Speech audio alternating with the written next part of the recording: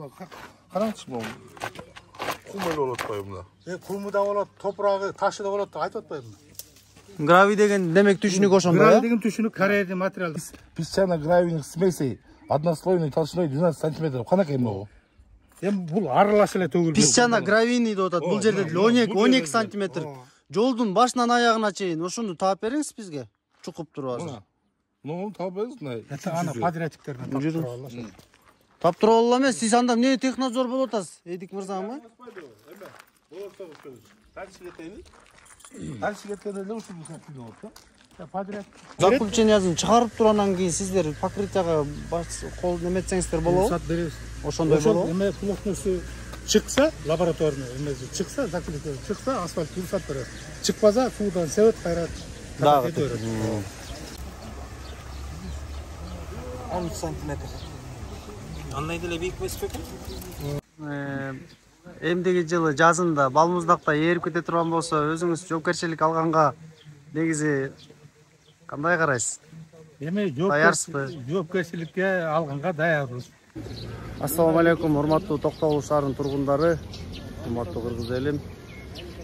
Бүгүн биз ушул Токтогул шаарынын депутаттары менен биргеликте комиссиялык туруктуу комиссиянын отурумун кылып, андан кийин ушул жол куруу, курулуштар тармагында комиссия жеринде текшерүү үчүн азыр Кыргызстан көчөсүнө чыктык. Дагы бир нече депутаттар менен биргеликте азыр сиздерге кыска маалыматтарды берип баштайбыз.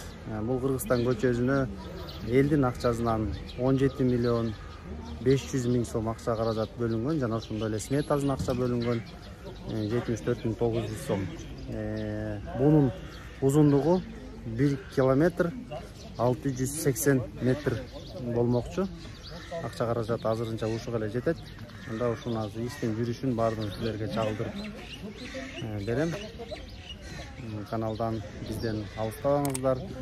Суроолор, сунуштар, пикирлериңиздер болсо, баарыңыздар жазсаңыздар болот. Жана проект жазылган, сиздер жазып берген проект ондай жана но кетип атпайбы профиль кайгансың? Түйүз петака кетип атпайбы? Түйүз профиль болупчу.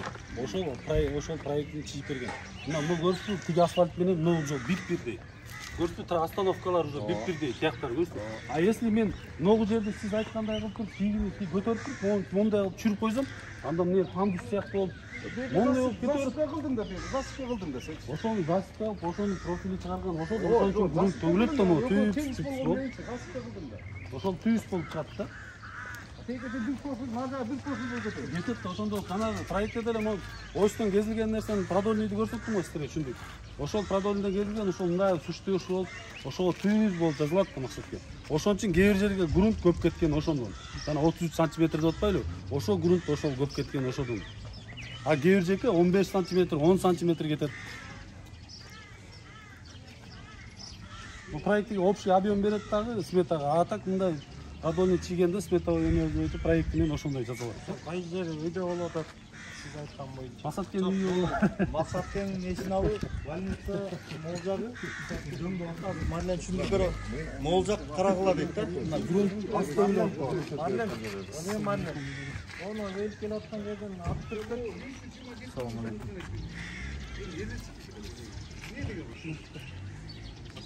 Остановка ушу 327 миң сомго курулган остановка 2 жыл 90 миңден эле курду керек буну. Не деген бул проект мына? Элдин акчасын жеп атышат. Айтсаң эле ошо эме чийилген, жазылган деп отурду мына. Ушул эле базардын оозунда 2 базардын оозунда 90 миңден жазылган остановкалар бар. Ал канча убакыт мурун болчу? 2 жыл 2,5 жыл мурун курулган остановкалар болду. Былтыркы остановкалар 327 миңден ар бири 327 миң сомдон курулган.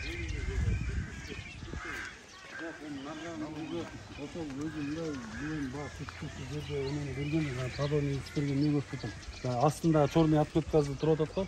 Ошол мындай болот да. Ошону булар правильно этип берген да. Түйүз кылып, ошол сен профилди түз аласың дегенде, ошо мындай болуп секип, плавно түшүп кетиш керек да. А резкий бар эле мындай түшкөнгө болбойт. Жок, эмнеге мындай продольный болбойт? Дакасы түз болбойт. Жок, түз болсо анда тиги кошунан салсам эле момчу болот. И так бул жактан мастер айтып аткан, эмнеге мына жакка мынча тигип салдың деп. Биз мону туруп койдук да просто. Жок, хорошо, бияк түз болгон менен мына налоговый инспекция түшүм дейт. ішінде бұгор сияқты болып тұрбайбы? Жоқ, ошондой болуп турат. Өзү проектиде ошондой берген. Ошолор мындай кылып нары түшүп кетет. Көрсөтүп түшүп, Нивага барганда өйдө көтөрүлүп, ошентип келет да. Жоқ, аны түшүнүп атам. Если будан бул отметка менен тиг отметка көрсөтүп, Ниваны крышасы да түшүп кетет. Почему проекти мына мунугу менен кеткен эмес, именно налоговый үчтөн көтөрүлүп калган деп атам да. Жоқ, эми булар проектти жасаганда мен ошол проект менен гана иштейм. Кандай жазып берсе ошондой жазып. Жоқ, ал туура проект менен. Не себептен чыңгыз ошондой берилип калган ал? Наржага дагы көтөрүлүп келмекте. Бунун заказы нар түздүк буну менен түздүгү менен алып кетсек, анда наржак дагы 40 сантка, 50 сантка, 70 чейин көтөрүлүп кетмек. Терден укулон нары көтө саздабай дейт да кайра. Эгер биякта ала турган болсо, биyak чуңкур болуп кетет деп атат. Чыңгыз деле өзү делечи келип барды деле монту. Мына бу баштын баштаганда чыңгыз келип, могу жер көтөрүлүп калды. Жок, биз отметка менен кетип атабыз деп. Алчы грейдер менен деди. Проектни алып келип көрдүк, жок, засып берип койду да, 10 см. Бирок 10 см засып алдык. Кайла жок, тийге түздү. Анткени момдой болуп калат экен, жок. Момдой. Чыңгыз айтты, бул момдой болуп калат экен деди. Анда ма проектин дедим, жазган проект экен. Ушуну жазайын да мен деле кайра барам. Марлен мырза, сиз азыр жанагы отурумда сүйлөшүлгөндөй көз менен ат берем дедиңиз го, жанагы аппарат мененчи. Ошо аппаратты камсыз кылып бербейсизби? Мейли аппараттан. Андан кийин сиз жана мык менен испытание кылып бериңиз, канча бир жерден плотностун текшерели, катоктун тоннасын көрсөтүңүз. Ал ошондой эле күрөк лопатаңызды алып келиңиз, биз каалаган жерден казып текшерип бериңиз плотностун. Катоң кайда турат? Жарайбы? Келиңиз ушул текшерүүлөр жүргүзөйлү. Ошону апарды вибратор менен иштесек. Баштакта турат.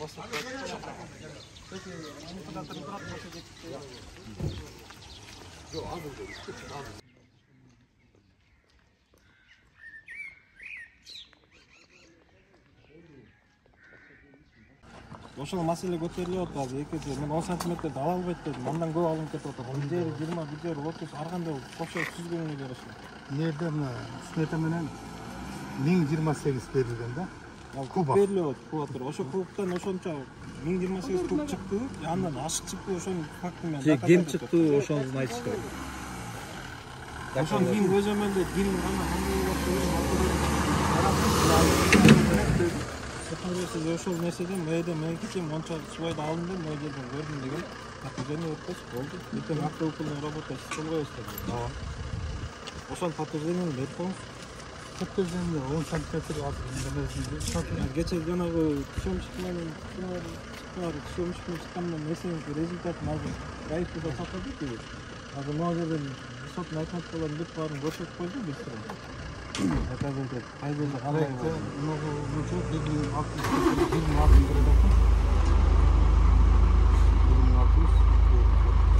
Короче, мындай вот на проектте берип атты, это куб деле көрсөтүп атпайбы? Муну тартып атасың. Айта бериңиз.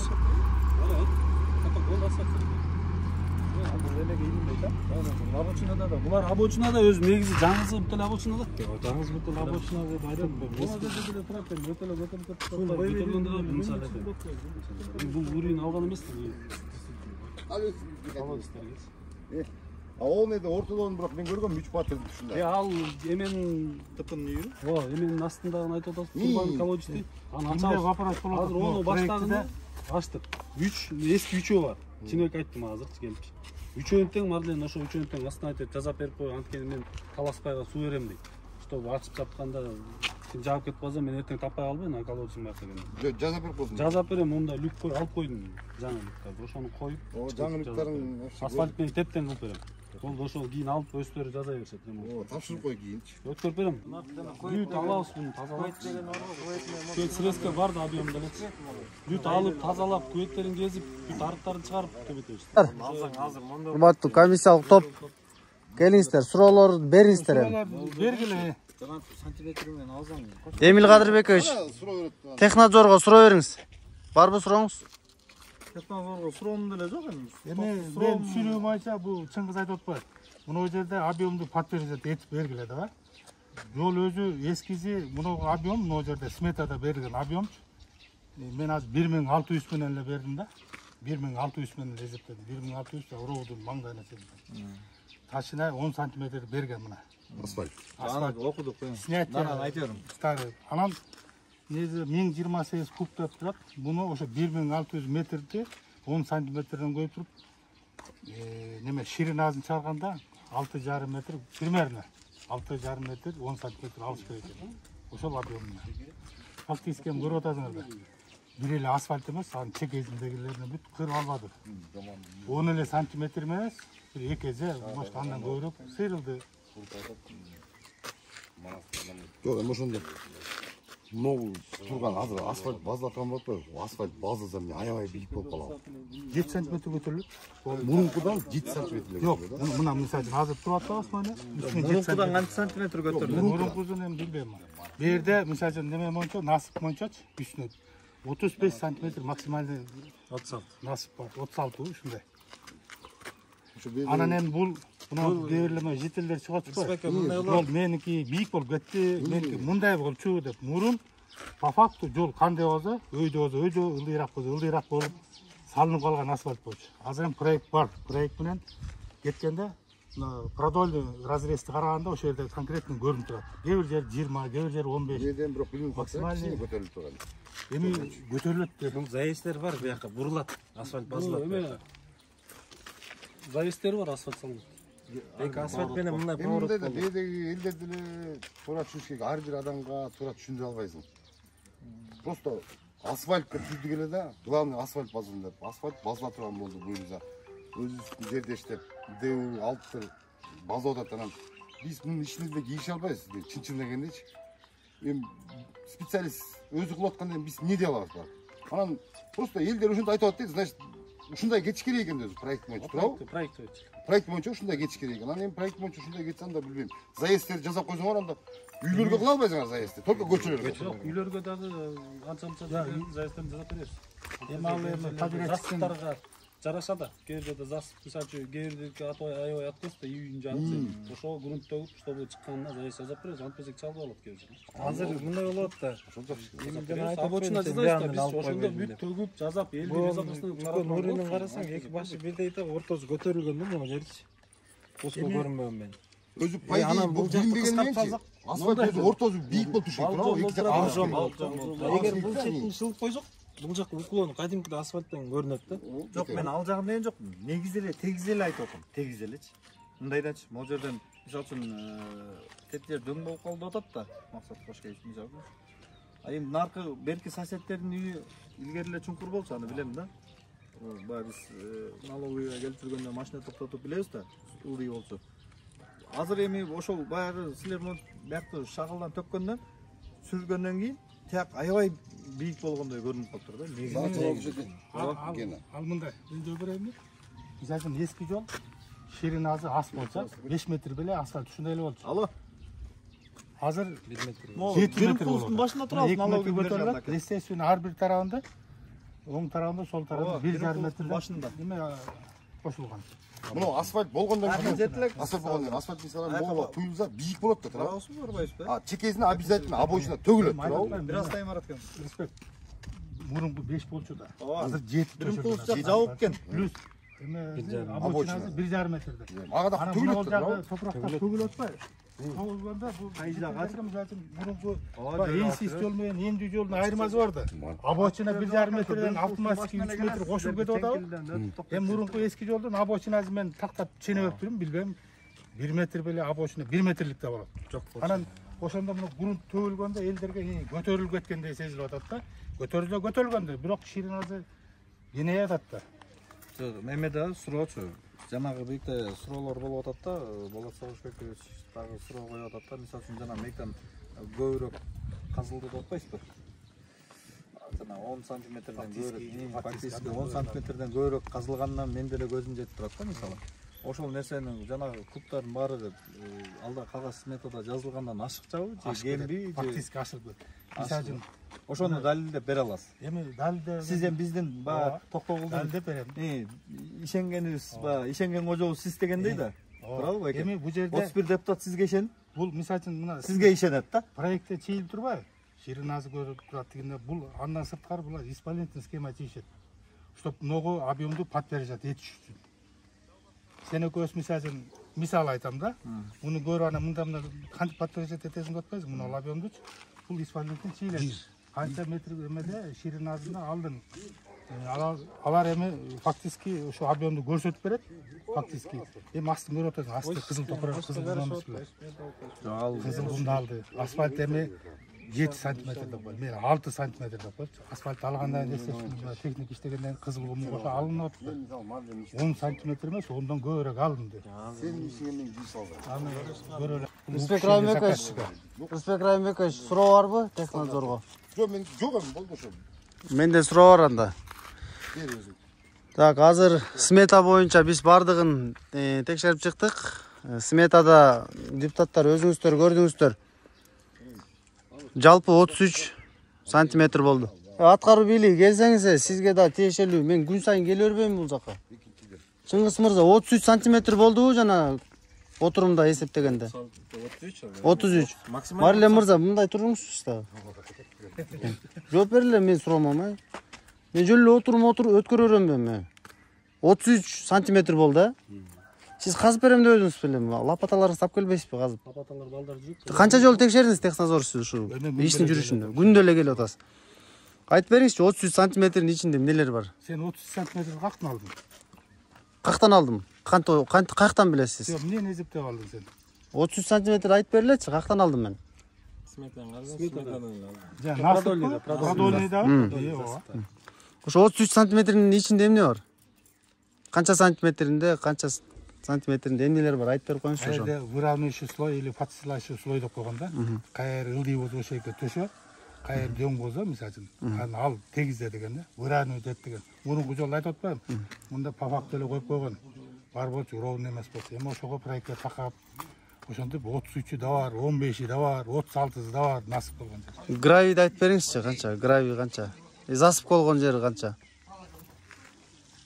Эмнесин айтып беришти? Мен айтып атам. Сантиметрин айтпайсызбы гравийдин? Каердин сантиметр? Ушул жердикиби? Ушул жердики? Кайсы жердикин айта аласыз? Сен кайсы сурап атасың? Суроону туура. Мен сизге суроого так берип атам. 33 сантиметр болдубу асфальт төшөлөрдө? Ошонун ичинде эмне состав бар? Ошону айтып бериңизчи. Гравий бар 0,70. Анан үстүндөгү дорожный одежда бар. Канча? Фракция 20-40 деген. Ал 20-40тан ситадан өткөн таштын чоңдугу ошо. Сантиметр болжолдоп. 4 сантиметр 20-40 тотпу миллиметр. Жок.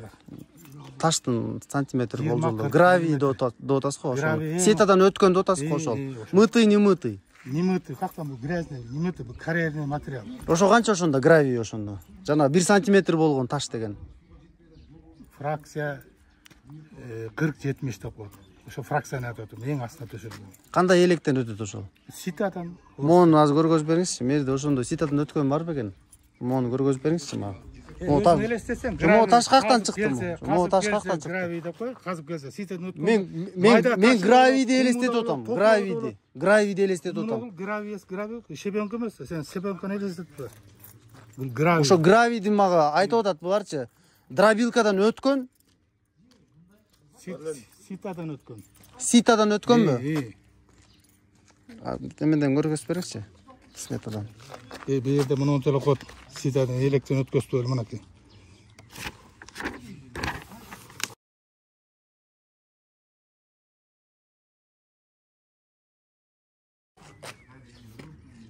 Гравий фракция 0,70 дейт да? Ушул эмне ситадан өткөн деп атат. Кандай ситадан өткөн ал? Электен өткөн. Элек кадимкидей эле гравийди. Топурак эле келип калган эмеспи деген суроо да. Карьерный материалды, карьерди элек коюлат. Кайсы жерден өткөн ошол? Эми Мариле мырза, ситаны каяктан алып келдиңиз? Сиз айтпадыңыз беле 1 сантиметр болгон гравий деп? Жок, сиз айтпадыңыз жанагы 1 сантиметр квадратка окшогон гравий деп өдүңүзбү, туурабы? Асфальттын айтып бердим. Асфальттын сурабадым. Ал гравий деген 0,70 сантиметрге чейин кете берет. 0,70 фракция деп, 0,70 деп турган.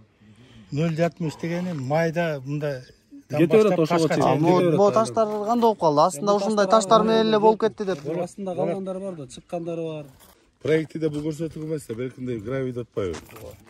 Гравий, анан наркы бул проектте десе бул жана рабочийде шагыл карьерный материал деп коет да, мындай жаткан электен өткөзүп эле алып келет. Анан эми мына таштар кактан келген билем, могу жолдун жегинде бар бу же. Жок, могу таштылып эле келинген көрүнө эле турбайбы могу? Эне аке. Момда эле шагыл төгүлдү, негизичи. Момда эле. Мен лично өзüm көрдüm да өткөндө. Жоқ, бұл шағыл емес, шағылды тақыр адастырып алып, гравий бұл, карьерный материал. Карьерный материал. Кайсы жерден камсыз кылдыңыз ошону? Бир эле карьер бар. Гравий деп турбайбы? Гравий дегенден топурагы, куму, ташы бар аралаш мына 0,70 деп турат. Электен ошо. Эми мындайды, эдеке, туура 0,70 ал мели талшыназыларда. Биз дагы бул специалист эмеспиз, билебиз. Бирок гравий деген түшүнүк. О, сиз эме өзү специалист болуп дорожник эмессиз да? Дорожник эмесмин. Мен дагы буну специалисттерден сурадым. Сурадым. Өзү негизи момундай шагыл төгүлбөйт дейт. Шагыл эмес дейм, гравий бул. Ой, гравийди мен түшүндүрүп жатпаймынбы? Түшүндүрүп жатам. Эми ол атайын кум ал щебенка. Щебенка менен эметип ошого атайын эмес кум аралаштырып анан базылат деп атат. Биз суратпайлы биз дагы специалисттерденчи. Мунун составында топурагы да болот, сар топурагы, куму да болот, таш да болот, болду. Ал мисалы сар топурак болбойнча, акыркы айтканда таптаганда камдашпайт, жабышпайт. Мен ошону сизге түшүндүрүп атпаймынбы? Мен дагы атайын биларман дорожниктерге чыктым. Чыгып сурадым. Ушундай төшөлүп атсам, жок деди. Өзү негизи мыйзам боюнча деди, правила боюнча да, правила боюнча. Жанагындай шебин атайын кум аралаштырылып, анан төгүлөт деп атат. Эми ал ошол мисалы кээ бир жерде бар да, жанагы кээ бир жерде шагылы бар, анан анда бияка гравийди анан эме башкача көрсөтпөйсүңөр анда эме кылбай. Муну сметчикте түшкөндү бул. Сметчик десең, сиз как технадзор буну допускать этпешиңиз керек эле да. Эмнеге кээде нарушение болот ал? Туура эмес болот ал, материал ошону айткыла. Жанда материалды сиз алып келип атканда принимать этип аттыңызбы? Гравийди. Эмне, караңызчы могу. Кум эле болот атпайбы мына? Куму да болот, топурагы, ташы да болот деп айтып атпайбы? Гравий деген демек түшүнүк ошондо, Гравий деген түшүнүк карьерный материал деп коет. Мындай карьерный материалга могу таштар каяктан чыгып атат анда? Ошонун аразынан келген да. Могулады. Элеш керек эле анда. Элегенде болбойт да, бул бора дездеге деп эсептелбей калат. Ташы менен кошо камдалат да. Муну эми основание бышык болуш үчүн ушул ташы, куму, топурак аралаш болот. Эгер эртең топурагы көп болуп чөгүп кетсе ким жооп берет? Эми подрядчик жооп берет да. Гарантиясы менен жазып атпайбы? Подрядчик силерге слаться деп атат. Мага кандай чийбесе, ошонун негизинде кылам. Мисалы могу проектини мен чийген жокмун да.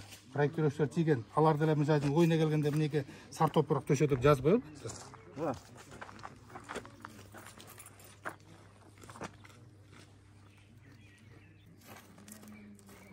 Мен 1 минут болуп өткөндө ушундай төгүп атканда ошо менен тартып койгон болмок. Жок, тартып койсоңуз болмок экен да. Гравий деген карьерный материал. Анан моунду чоң таштар болот, элеп туруп эле ситадан эмне 0,70 деп туруп, 0 деген таптакыр, топон деген майда менен баары аралаш болот деген эле сөз менен 0,70 dedi. Андан чоң болот. Жок, таштын чоңдугу кандай болот? 70 деп коем. Жок, таш эң чоң таш, монун астында жаткан. 7 сантиметр. 70 миллиметров деп турат. Не болуш керек бул 70 миллиметр? Чоң фракциянын таштын чоңу ушу. Канакей ушу фракциянын 70 миллиметр экен. Талшынаңыз канча төгүш керек бул канакей? Эми 70 миллиметр деп турат, бул 7 сантиметр деген сөз. Сиз эмне айтып атасыз? Бул таштын чоңу деп атасыз. Ооба. Таштын чоңу ошондой болобу? Бияна 0 деп турбайбы? Бери топурак, куму аралашып биригип 70 миллиметр бул 7 сантиметр түшүндүрөт, туурабы? Ооба. Талшынаңыз 7 сантиметр болуш. Демек ошого чейин таш деле туруп кала берсе макул деген сөзбү ал? Анан кандай болуш керек? Ташы жок эле жөн эле сар топурак төшөгө эле деген турат. Могу кандай материал могу? Бул деле карьерный?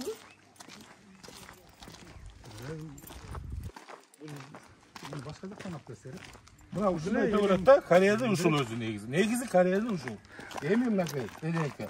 Могу менен тетиги төгүлгөндү сравнивать этип көрүңүз. Бул азыр карьерный мына могу да. Жок, сиз айткан могул азыр шебенби же, гравийби могу? Сиз айтыңызчы ушуну. Мына карьерный гравий ушул, туурабы? Бул гравийный песчаный смесь. Ошондой төгүлүш керек бутака? Шагыл аралашылган экен. Ошондой төгүлүш керек да. Ушундай болуш керек беле? Гравий деп турбайбы бердечи? Бул эмне болуп атат ошондо? Песчаный азыр могул сиз айтып аткан. Гравийный песчаный смесь. Мэрде бар да ошондой. Гравийный песчаный смесь деген. Мына эмне? Основа из песчано-гравийной смеси дейт. Канакей. Бунун немесин айтсаңыз? Бунун канча көлөмдө төшөлүш керек экен бул? Ушуну карасаңыз азыр. Бул так сантиметри бар бекен? 68 куб.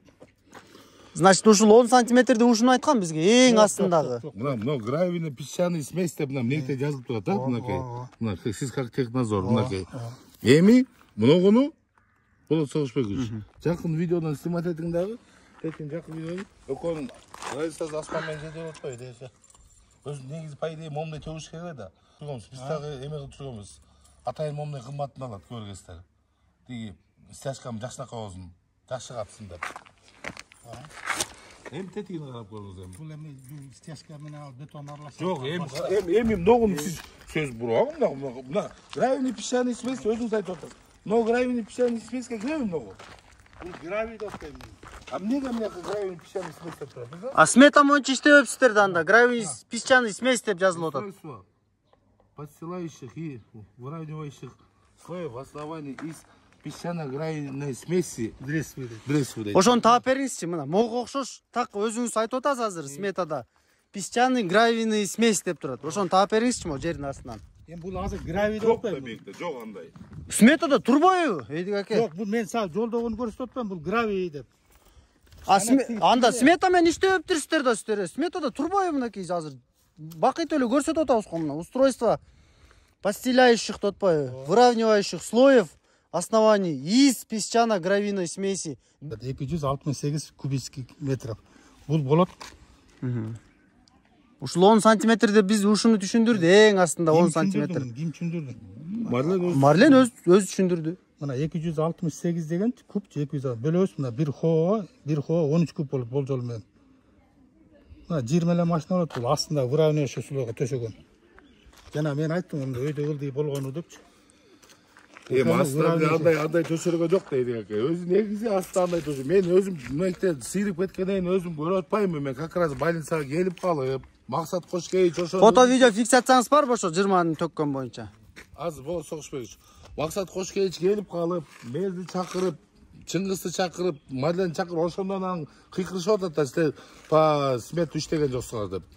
Жок, по смету ошондо сомнение эмне болуп атат айтсаңар, ошо ас төшөлүп калды болуп атат. Жок, ас төшөлдү. Жок, төшөлгөн гравий болбойт. Азыр монун үстүнө асфальт базат да турабы? Базат ооба. А негизи алдагы төшөлүш керек. Эми астында мына эмне жерде турат атпайбы? Мына устройство подстилающий, выравнивающий, астында выравнивать эткенде ошондо көрсөтүп атат мына.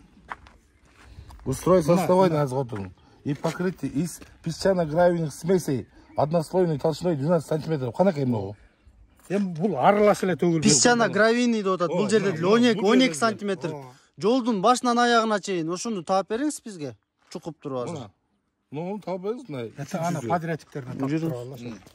Таптырып алалы эмес, сиз анда эмне технадзор болуп атасыз? Эдик мырзамы? Дальше кетейли. Дальше кеткенде эле ушул картина болот да. Подрядчик ана кет. Мына достор. Урматтуу Токтогул шаарынын тургундары. Смета боюнча песчано-гравийный смесь деп жазылып турат. Дал ошол песчано-гравийный смесь деген момдой болот экен да, проверкадан өткөн. Же болбосо эленген да коюнчу, эленген ушундай болот экен. Бир аз кичине топурак куму бар. Бирок көбүнчөсү ушундай майда таш. Ушул песчано-гравийный смесь болуп айтылат экен. Азыркы жолго төшөлгөндү сиздерге көргөзөйүн, бирок колум өтө эле кир болуп калат ал жакта.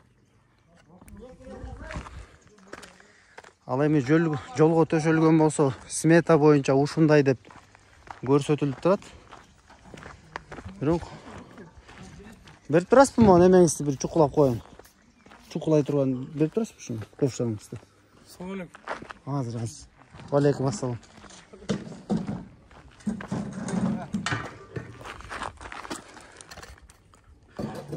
Амна, урматтуу биздин жашоочулар 12 сантиметр жана астында өздөрү айтып бергендей 20-30 кободой ушундай песчано-гравийный смесь. Азыркы менин мындан мурунку видеомдогудай төшөш керек болчу экен, бирок бул жерде мен канча бир сантиметрди мындай топурактарды эле көрүп атам да. Бул деген жолдун качествосунун, сапатынын начарлыгы деп баалайм.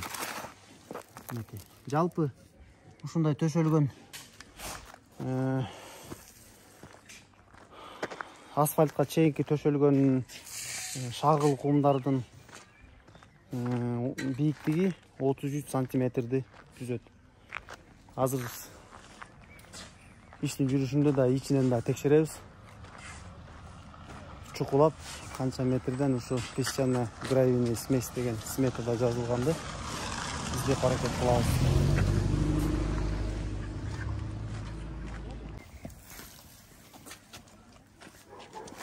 Бул азыр үстүндө төгүлүп аткан кум турабы? Щебеночный гравий аралашкан. Песчаный гравийный смесь деп ушул айтылабы? А жок, үстүндө эмне дедиңиз атын? Маленький фракцияда щебень. Маленький фракцияда майда щебень. А могулчу, могуну көргөзсүз бу. 1-2 мүнөт сuz коюңузчу. 10 на 15. Бул эмне деп айтылат? Щебень. Щебень 10 на 15. Бул щебеночный гравий. Бул үстүндө щебеночный гравий, Экөөнү аралаштырып атасыздарбы? Азыр эмне кыласыздар буну аралаштырып?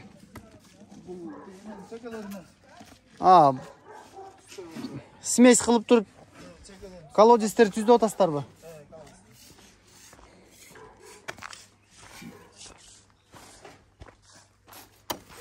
Бул ошондо эмне азыр? Унутуп калып атам. Щебеночный гравий, Аралашкан. Щебень менен гравий аралашкан. Могунун майдаланганы го анда? Анан гравий деген топурак эле экен, Топурак. Щебень тигил аралашкан.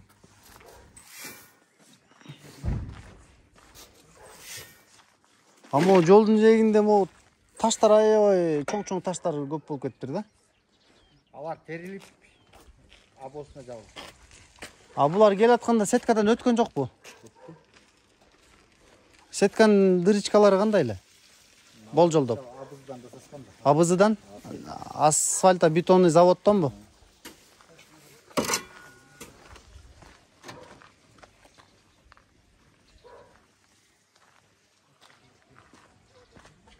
Ошо жерде подъем келет.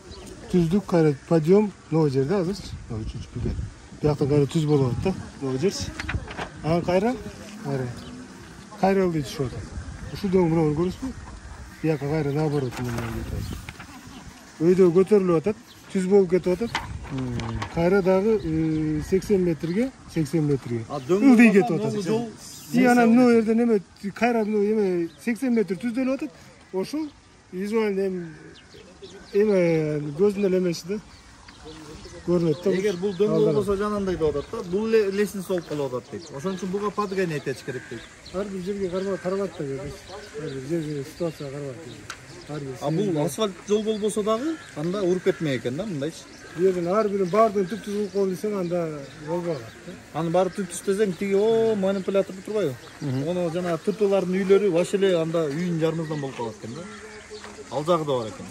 А өзү бул жактан айып жок экен да, уклондон, а? Уклондон. Эң биринчи маселе да. Чоңдук. Кылдыралы же кылдырбайлы. Кылдыра турган болсо түшүндүк уже. Унчукпай, кылуу болуш керек. Эгер жок кылдырбай турган болсо анда чыкчыш керек да. Ошол эле мына казак. Мына дөңүн кара, мына асфальт базылгандай момент тегиз эле болуп атат. Мисалы, комплект бийик деп атабыз да. Налоговыйдын алды бийик болчу, өзүнчө айыр дөң болчу. Болгону мына шагыл төгүлүп калса оготор страшно көрүнүп калды. Машиналар кирип чыккандан айыл эле ошондой болуп калат. Жок, бул азыр жолдун деңгээлиненчи, ылдый өйдөлүгүнөн айып жок. Бирок мен могул катмардын төшөлгөнүнө кичине мындай төшөлгөнү бул бир эме менен болбойчу. Могу жерде турбайбы? Жок, эме основание болуш керек. Катмардын төшөлгөнү могу жерде турат. Катмардын төшөлгөнү мына. Могу жашыл линия эски жол да? Эски жол. Карайын мына. Аргас жеринчи чуңкур болуп, монтип сынып кете берген да. Булар ошону буга теңдеш үчүн, мындай кылган үчүн могу жерлер калың болуп калып атат да. Могу жерлер жука, мисалы үчүн көрдүңбү? Мына могу жерлер жука. А именно могу теңдеш үчүн калың болуп калган. Ошон үчүн бергес жер ада деле маселе жок. Ада деле маселе жок. Төгүлгөн жерлер. Составын эле, состав. Ал эми теңейт, ал түздөйт, атат, дөң болот. Составына мен бир аз Мен билген эмес, мен дорожник эмес. Бирок мен билгенден түрктөрдө иштеп жүргөн убактачы, мисалы асфальтка укчумда эмне болду десем, оюп, ал ылдый түшүп кетти да, анан эмне болду десең, Küpeleket töşür, anam beyiz, anam soğuk beyiz, anam şunday deysiz. Burada ola yok. Başka jaktan alıp geçişten ama tanga ösmeyemmişim. Şöyle taş ekelemişim. Onu yaktan alıp gelip böyle koydu. Özlerinin bir emek var ekan da, sınıfta var ekan. Oşoğa jarашıp atdı. Beyiz, çok beyiz deyin. Biz Kırgızstan bagaj da Oğuzların ele standartmen işteyiz. Daroadayızda, выравнивающий, подшивающий тоже болды. Ошондо мен түшүнүп бир андай болуш. Үйдө шуакта деле мисалы үчүн жана цемент менен кум кылып атпайлы. Кум кылганда деле баары бир топурак кошуп атпайлы составына. Топурак кармайт да. Toprak kırmaydı. Цемент менен тиги кумду бириктириш үчүн по-любому топурак кошосуң. Шуакка деле. Ошондой эле буга деле жалаң сизден айткандай жана Жок, мен түшүндүм анычы. Могу жерде жана сизге суроо бердим го. Суроого жооп бере албагыз. Ошого казып туруп мага таап берип коюңуз. Мен ошого эле башка эч нерсеге сүйлөбөйм. Мен дагы бир жолу айтып Бул сенин түшүнүгүң боюнчачы подряд 33 эме болбоп Жок, Жок. 33 эме болбоп мына. 33 деп китепке жазды. Акчаны ошо менен алып отушат. Анан ошол жерде песчаный гравийный смесь деп ошону жазып отушат да. 15 сантиметрде. Мен ошону таппай атам. Жерденчи. мен түндүрүп берейинби дагы каерде эле 12 сантиметр. Жо кийинкисин ачыңыз. бул рыхление экен. Рыхление. Жаадан кийинкисин.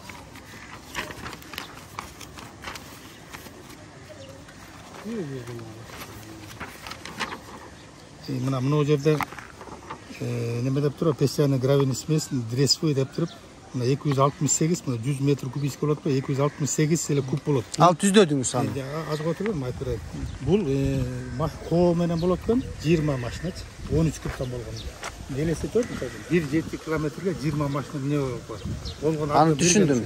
Аны түшүндүм. Аны таппайбыз. Мен таппай. Эми мына Моуну айтыңыз. устройство основания и покрытие из песчаной гравийной смеси односоловой толщины 12 сантиметр деп атпаймынбы? Ооба. 12 сантиметр берилип атат, көрдүң да? Бияк сметада. Ооба. Биякта 36 деп жүрүп атабы? Жок. Максимальный 36, насып 36 сантиметр. 33 депчи. Мейли 33. Ал максимальный берилген. 33төнчү 12ни кемитсеңиз 15 12 болуп атабы? 21. 33төн 12ни кемитсең 21 болот. 21 болот. 21 сантиметр гравий болуп атат эми. Сиз айткандай жанагындай ылай аралашкан туурабы? 12 сантиметр берип атабы? 12 сантиметр берип атат. Болду, бүттү. Мунагы мына 1700 жок, отуруп. 17310 метр квадратка берип атат. 17310 метр квадрат бул обочинасы менен кошо. Асфальт төшөлгөн квадратура 12290. Обочина менен кошо десеңиз, мен ошондой песчаный гравийный смесь таппай атам. Мына бул песчаный гравийный смесь. Песчаный гравийный смесь деп жанаганы көрсөттүк го, сүрөткө да тартып алдык. Ал Муну жегинен мага көргөзүп бериңизчи ошондо. Ал сен көргөн жерде турган ал шагылы көп материал ал. Шагылы көрүнө эле турбайт, сыртта шагылы көп не уплотняется, он карбайт, сыпучий материал деп коет. Чагылды деле өзүң четерде сөгүлүп турат. Сен баз көрсүң, сен жылып кетет. Мына бул кум менен топурак кармайт. Ошону кармайт. Анан дагы бир жолу 12 сантиметр берилип атабы? 12 сантиметр бул аз.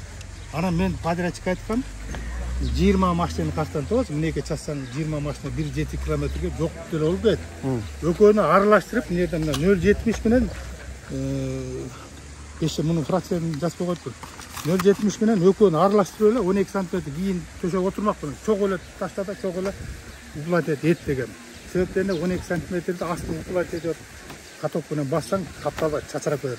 25 сантиметр болуш керек. Это средний уплотять. Анан кийин каток менен басыш керек, ошентип баш керек. Анан мен буларга айткам, ошол экөөнүн фракция 0,70-нагы песчаный гравийный смесь мынеке жазып койчурбуз, обычно 0,40 деп айтылат. Экөөнү аралаштырып эле. 0,40 бар. Бар кийинки бетинде турат. 0,40 бар.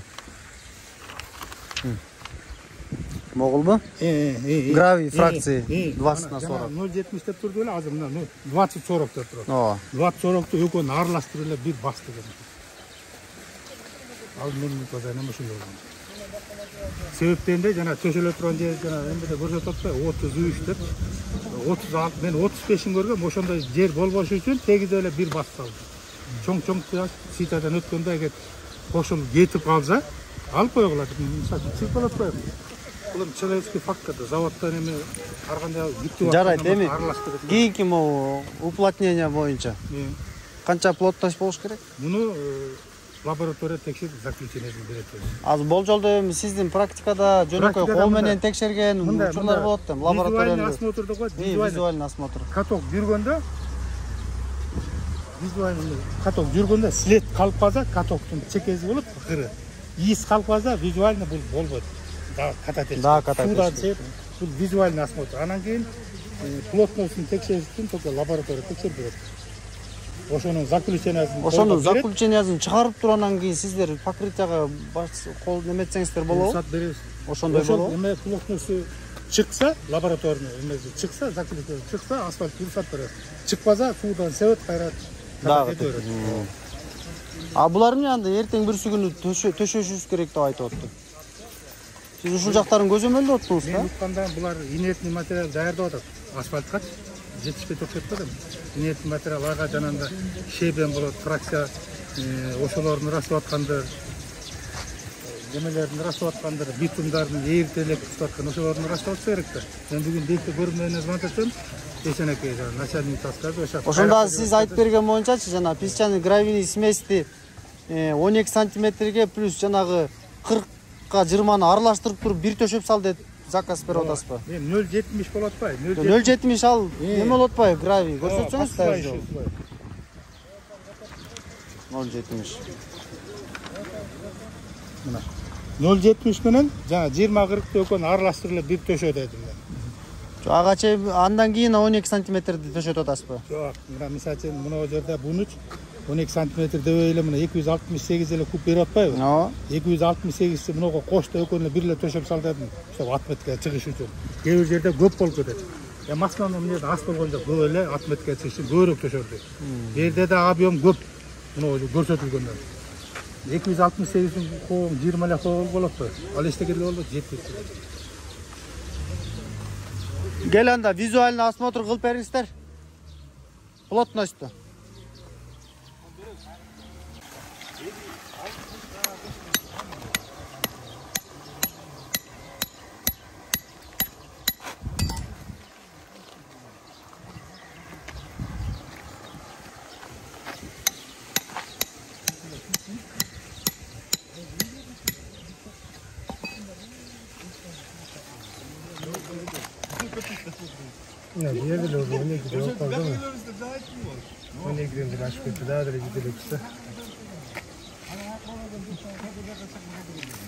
Болот.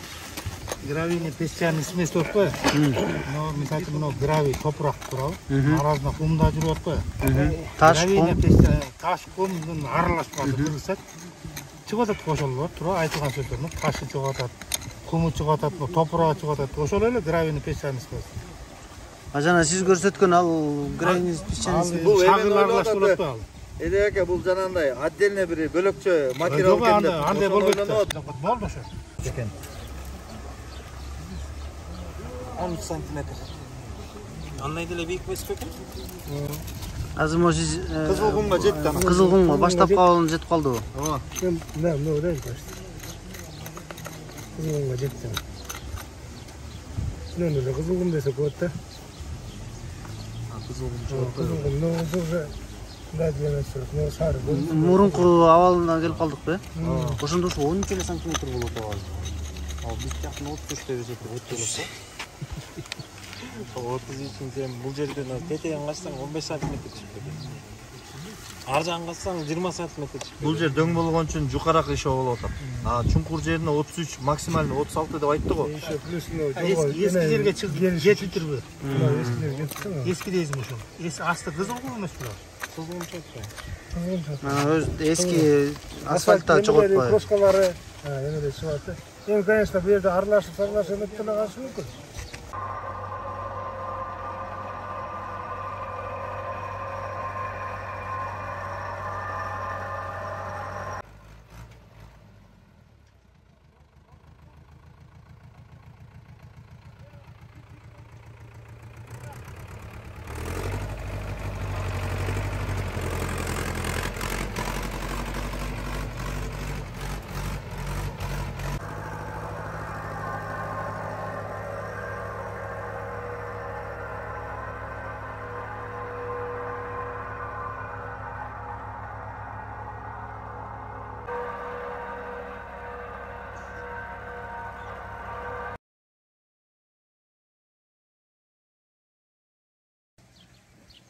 Токтогул шаарында курулуп аткан жол Uzunluğu 1680 metr.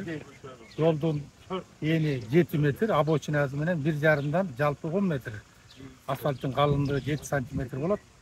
Hazır şu Doradayda töşölüp, katat etilip, asfalt астында турат. Ал асфальттагына чейин лабораторный заключение алып, кагазын бергенден кийин асфальттоого уруксат беребиз.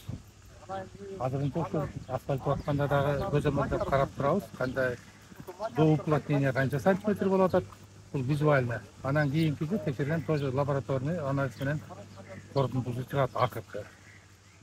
Жол бүткөндө Кудай кааласа жолдун ошо эрежеси боюнча 3 жылдык гарантиясын берет подрядчик. Рахмат, сиз эми мэриянын Мен мэриянын технадзорумун. Менин көзөмөлүмдө туруп атат. Анан кийин жол бүткөндөн кийин бүт документациясы менен мэрияга 3 копия жазалып, 1 копиясы мэрияда болот, 1 копиясы ошо подрядный организацияда болот, бирөө менде болот. Кагаздар турат. Текшере турган органдар болсо, келип текшерсе болот бүткөндөн кийин. Азыр деле текшерсе болот, эгер ишенбөчүлүк келип турса. сапатын канча деп баалайт элеңиз? Сапатын азырынча айтышпайын, эми көз болдор менен жана катоктун ары бери жүргүзсөбөт, визуальный осмотр жарайт. Анан эми сапатын лаборатория корутунду менен аныктайбыз. Сиз технадзор катары эгерде эмдиги жылы жазында балмуздакта ээрип кете турган болсо, өзүңүз жоопкерчилик алганга негизи кандай карайсыз? Эми жоопкерчиликке алганга даярбыз. Лаборатория корутунду чыкса, ошонун негизинде уруксат берилет асфальт төшөгөнгө. Рахмат. Мен ДО-23 мекемесинде иштейм. Өзүм фамилиям Айтмурзаев Эсеналы. Ошо ДО-23-тин тармагында 96 жылдан бери иштейм. Мына быйыл Токтолдун ичинде Кыргызстан көчөсүнө жол салып атабыз.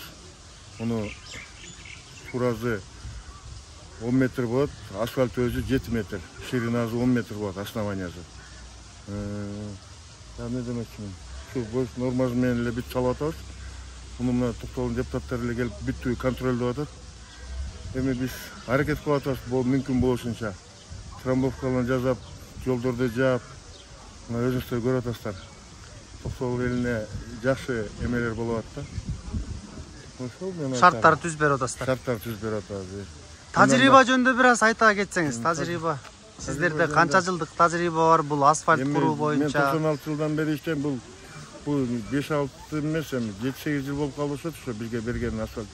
Жылдан жылга 2-ден 3 километр, 4 километрден асфальт басып атабыз. Например, Караңкөйгө, Актектерге баштык. Жага жерге баштык. Шипа болуп атат Бишкек ош жолунда. Асфальттарды ремонттоп атат. Азыр Токтол Караңкөй 5 таштан ямочный кылып атабыз. Буюрса муну баштардын астында ошо чогуу бүтүрүп коелу аракет кылып атабыз да. Токтол Караңкөй 5 ташты. Эми азыр бул Кудай буйрса жолду бүтүп калсаңыздар, кепилдиги канча убакыт болот ушул жөнүндө? Кепилдиги мен ойлоп атам, мындай трамбовка эч болгон эмес. Кепилдиги көп эле болот да. 15-20 жылдан ашык болот да кепилдиги. Берки бөлөк жактан келген фирмалар жасап кетип аткан жолго караганда биздики андан өйдөрөөк болот да. Өзүңүз уш Токтолдун тургунусуз, Кудай буйрса Токтолдун элине кыянат кылбайт деген чоң ниеттерибиз бар. Көпкө чейин кызмат кылып берет экен да? Көпкө чейин кызмат кылып берет. Рахмат.